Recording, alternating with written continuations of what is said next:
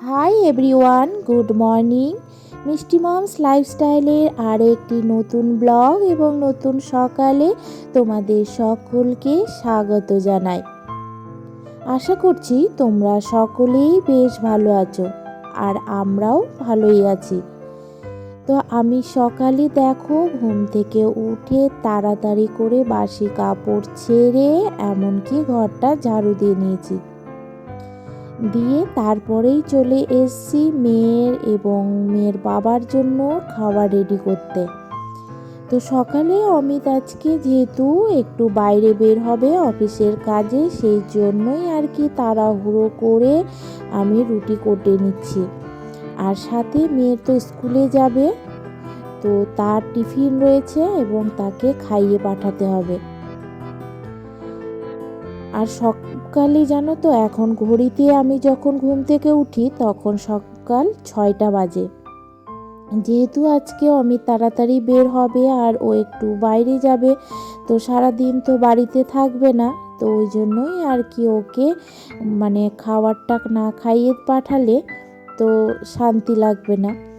তো ওই জন্যই আর কি তাড়াতাড়ি করেই উঠেছি, যে একটু আগে উঠলে আমি যদি খাবারটা রেডি করে দিতে পারি তাহলে আমাকেও ভালো লাগবে এবং তারও শরীরটা ভালো লাগবে। আর দেখবে কোথাও যাওয়ার আগে একটু খেয়ে বের হলে তাহলে কিন্তু আর চিন্তাটা থাকে না। তো সেই জন্যই আর কি একটু কষ্ট করে তাড়াতাড়ি উঠে পড়েছি। তো সকালে দেখো ঘুম থেকে উঠে আটাটা মেখে নিলাম, মেখে নিয়ে এবার রুটিগুলো বানিয়ে নিচ্ছি। আর যতক্ষণে আমি আটাটা রুটির জন্য আর কি মেখে নিচ্ছিলাম, তার আগে আমি ভাত বসিয়ে দিয়েছিলাম একদিকে, আর একদিকে বসিয়ে দিয়েছিলাম মটরশুঁটি সেদ্ধ করতে। কারণ মেয়ে বায়না করেছিল, যেহেতু ওকে মঙ্গলবার দিন পনির খাওয়ানো হয়নি, সেই জন্য বায়না করেছে ও স্কুলে টিফিন নিয়ে যাবে মটর পনির। সেই মতো করে আমি ভাবলাম যে হ্যাঁ, কেন না বানিয়ে দিলে আমার আজকে ব্রেকফাস্টেরও হয়ে যাবে আর কি, আর মেয়েও হ্যাপি হয়ে যাবে। তো তেমনটাই দেখো আমি ওদের দুজনের জন্যই আর কি বানিয়ে ফেলবো। তো এখন দেখো আমার রুটিগুলো বানানো প্রায় কমপ্লিট হয়ে গেছে। তবে কি জানো বন্ধুরা, সকালবেলা ঘুম থেকে উঠতে না একদমই ইচ্ছে করে না। আর এই সকালে ঘুম থেকে উঠেই এই ঠান্ডার মধ্যে আমাকে জলগুলো ঘাঁটতে হচ্ছে। আর এদিকে তো ওরা বাবা মেয়ে একদম নাক ডেকে ঘুমিয়ে আছে। যদিও ওরা এত সকালে উঠবে না, আর উঠলে কোনো লাভ নেই। আমি এদিকে আমার মতো করে তাড়াতাড়ি কাজগুলো গুছিয়ে নিই, তারপরেই মেয়েকে ডাকবো আর কি। কারণ এত সকালে মেয়ে ঘুম থেকে উঠলে ওকে ঠান্ডা লেগে যাবে, আর ওর তো কালকে স্কুলে পড়াগুলো কমপ্লিট হয়ে গিয়েছে।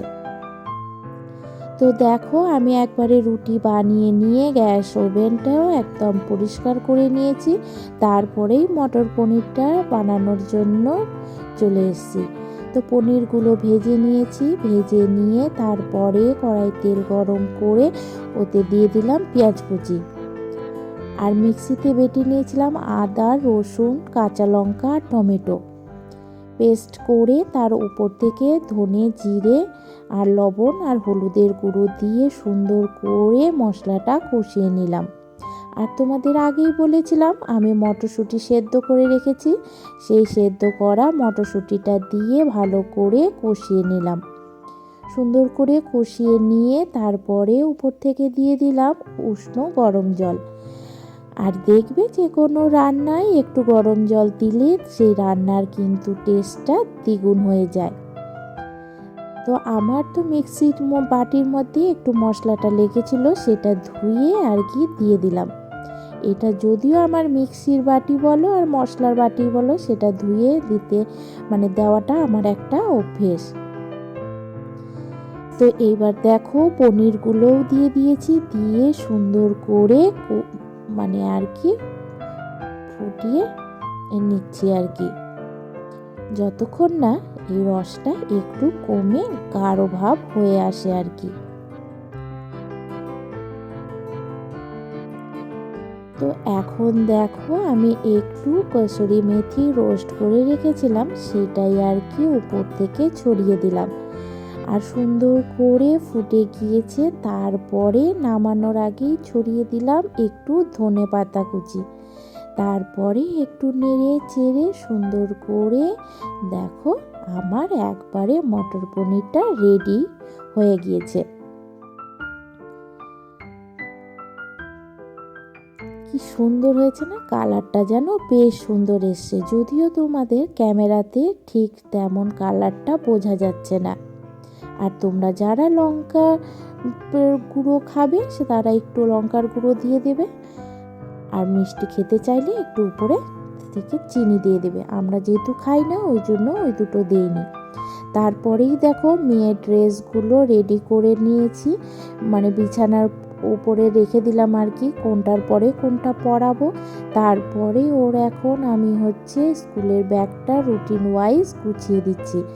এইটা আমি যদিও আগের দিন রাত্রেবেলায় করে রাখি, তবুও কি বলো তো সেদিন আমার রাত্রেবেলা এতটাই শরীরটা খারাপ লাগছিল আর আমার করে ওঠা হয়নি আর কি। তো ওই জন্যই আর কি এখন একবারে ব্যাগ এবং হচ্ছে ড্রেস দুটোই গুছিয়ে নিয়েছি, এমনকি মেয়েকে ঘুম থেকে তুলে ওকে ব্রাশ করিয়েও নিয়েছি। নিয়ে এবার মেয়েকে রেডি করা পালা। তো মেয়েকে এখন ভালোভাবে রেডি করে নিচ্ছি আর কি। আর সে যেহেতু সেই জন্য অনেক কিছু পড়াতে হয়, না হলে মেয়েটা আমারই কষ্ট পাবে ঠান্ডার মধ্যে আর কি। আর বাসের মধ্যে যাবে, আর স্কুল তো ফাঁকা জায়গায়, যদিও জানালা দরজা লাগানো থাকে তবুও বলো বাসে গেলে পরে তো একটা আলাদাই ঠান্ডা লাগে, ঘরের মধ্যেই থাকা যায় না। আর বাচ্চাগুলো ওই বাসে করে যায় এত সকালে। তো এবার মেয়েকে একটু ক্রিম মাখিয়ে দিচ্ছি, মাখিয়ে দেওয়ার পরে তারপরে মেয়ের চুলগুলো না এখন একটু করে বেঁধে দিচ্ছি। না হলে কি হয় বলো তো, টুপি পরে যায় তো, তারপরে টুপিটা খোলার পরে চুলগুলো একদম আউল ভাউল হয়ে যায়। আর এখন যদিও অনেকটাই ছোট, ওই চুলগুলো ও ঠিক করে গুছিয়ে রাখতে পারে না। আর যখন বাস থেকে নামে তখন দেখতে আমার জানি কেমন মনে হয় যে আমি হয়তো মেয়েকে ঠিকঠাকভাবে স্কুলে পাঠাতেই পারি না। সেই জন্যই চুলগুলোতে মানে ক্লিপ দিয়ে আটকিয়ে বা একটু চুলটা বেঁধে দিলে টুপিটা খোলার পরে তেমনটা কিন্তু মানে অতটা খারাপ হয় না আর কি চুলগুলো।